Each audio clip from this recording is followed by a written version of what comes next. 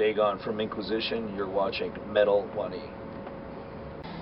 Greetings, and Fernando here from Metal Wani Inquisition. How are you doing? Good, thank you. Doing very good. You are on a European tour with Argot, Landscape, and Black Death. So how's the tour been so far? Excellent. It's exceeded our expectations. We tried, both Incubus and I, we tried not to set any expectations.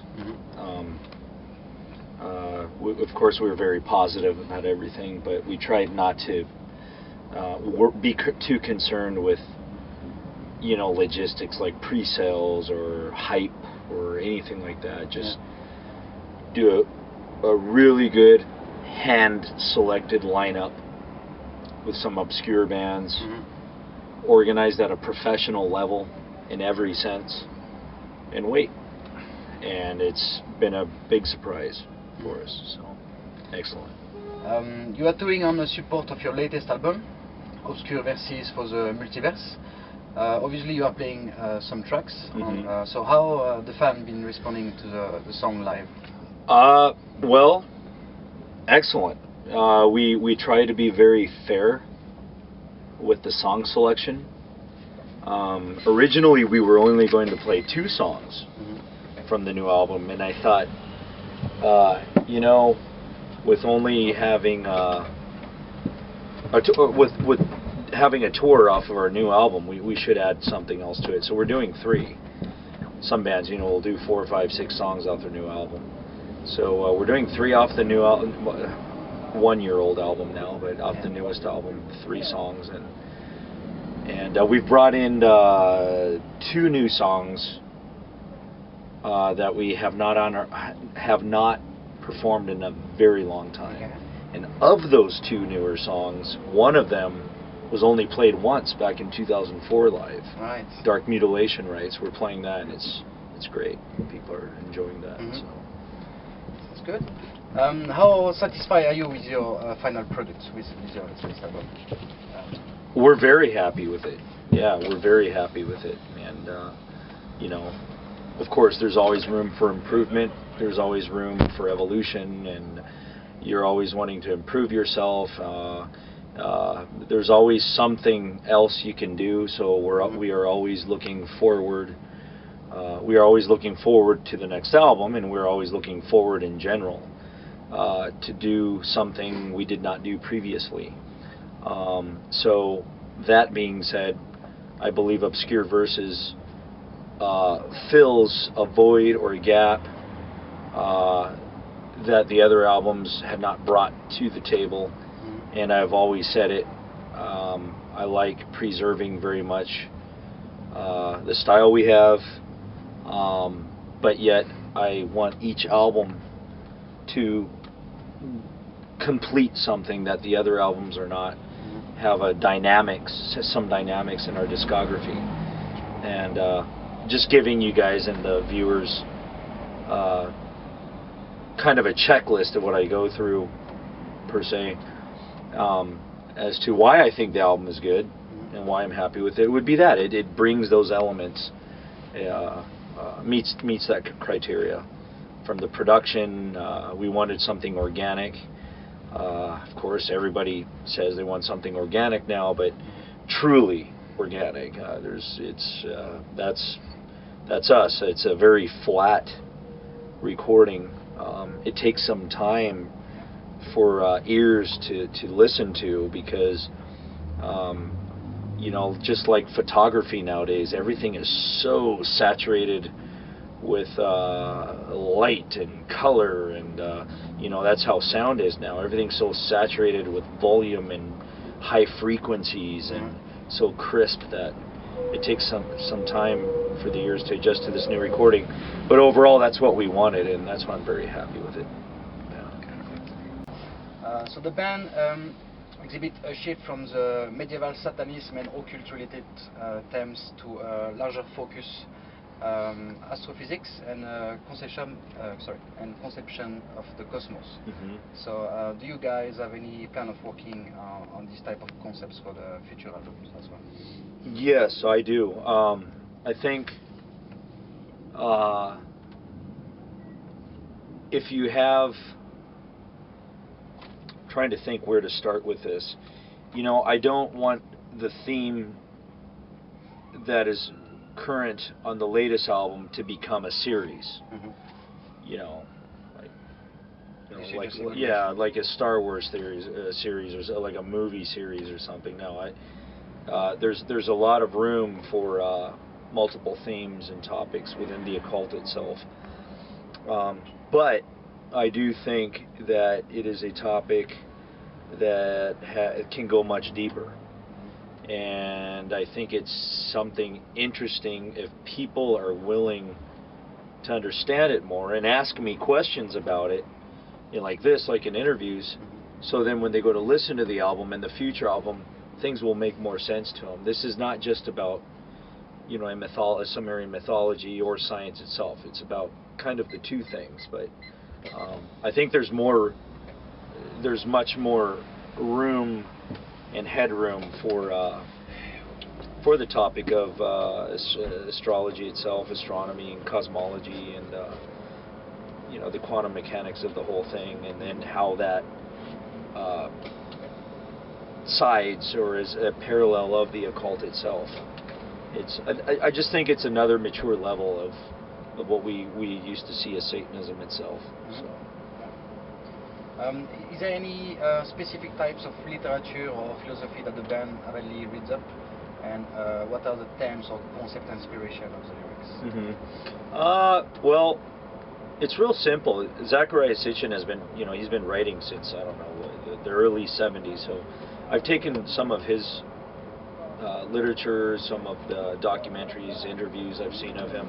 Obviously, he's nothing new. He's old material to some people.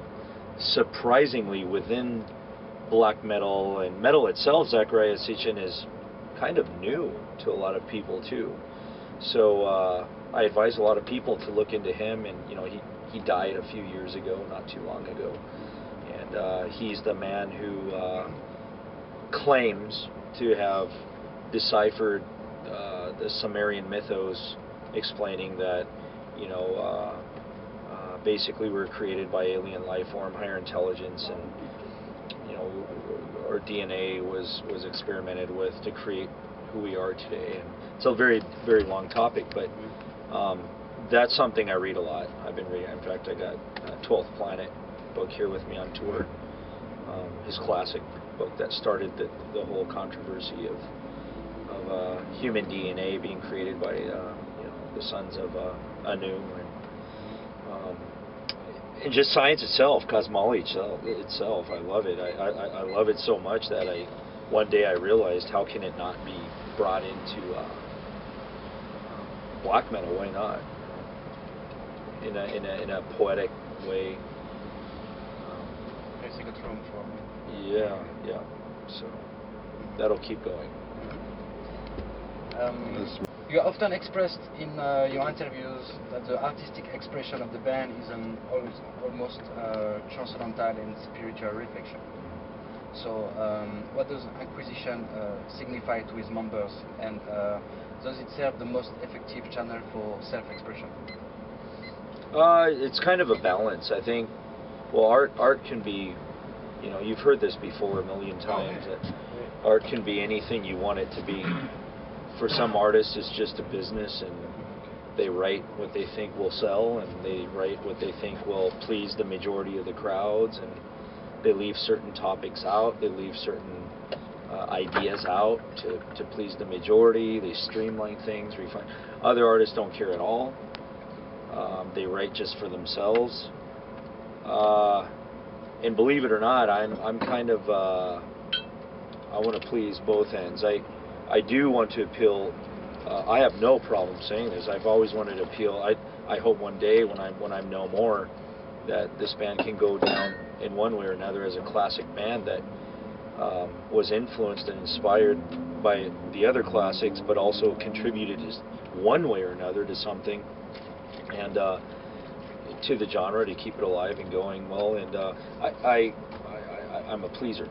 I want to connect with a lot of people, but at the same time never compromise with what extreme really truly means within to me, extreme within extreme metal means you are pushing the limits in every sense. As slow as you can go, as fast as you can go, as loud as you can go, as subtle, everything that you can do to the extremes. The most expressive, the most obscure, the most uplifting, the most repressive sounding. So, and that all as human beings, we all share those emotions, and it's a human factor.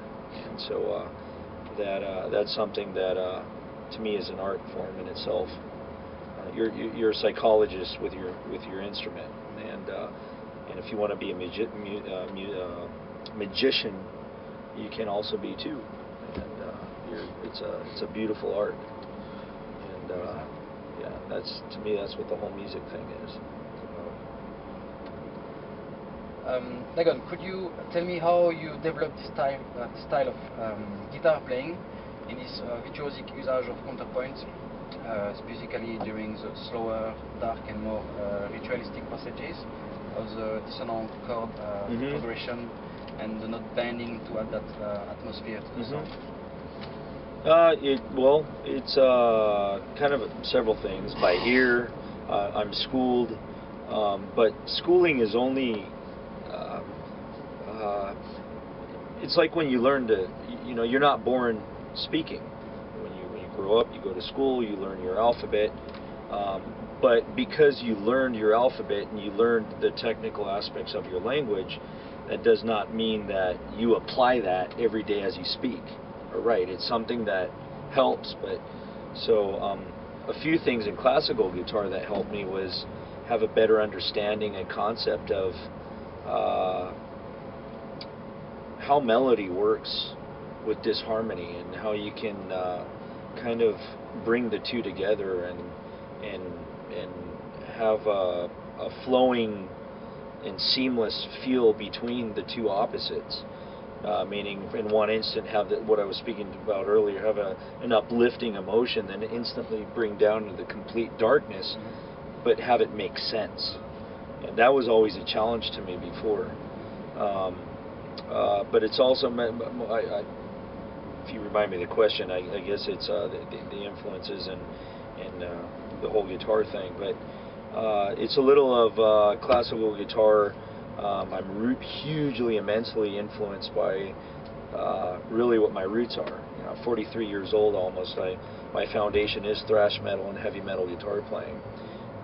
But I always wanted to darken it, thanks to the black metal revolution that came up in the early 90s. And I just think mixing all that together really pays a lot of respect to what the guitar is.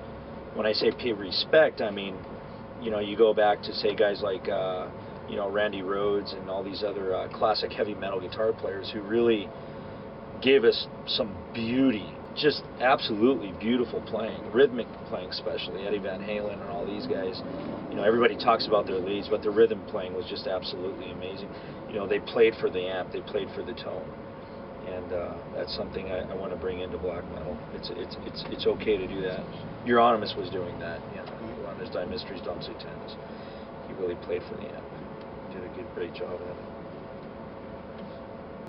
You are going to play in India for the first time at the Bangalore Open Air. So how excited are you? Very. The further we go, the more exotic the place is, the more exciting it can be. I mean, I know at the end of the day, it's probably the same. It's a festival, people will be there, but it's always exciting to know that you're going into a territory where maybe you are something or someone new for them. So that's going to be good. See the reactions and everything. It's a scene that's beginning to open up. India, even here, China's the next thing to be opening, like South America did. So we're extremely excited about that. And also to bring in something a bit darker to that festival. There's some other great bands there, but we're bringing in the absolute black metal edge to it. So we're proud to be covering that aspect musically of the fest, and that far away. So It's going to be great. Do you have any private message for your fan who are waiting for you there in June? In India? Yeah. Oh, yeah. Well, I mean, I don't really have much to say other than, I try to avoid the cliche things. But yes, we look very much forward. It's our first time there. And we tried very hard in the past. There were several very small, obscure underground promoters that tried so hard to get us there before. And we were willing to, but financially for them it was just too difficult.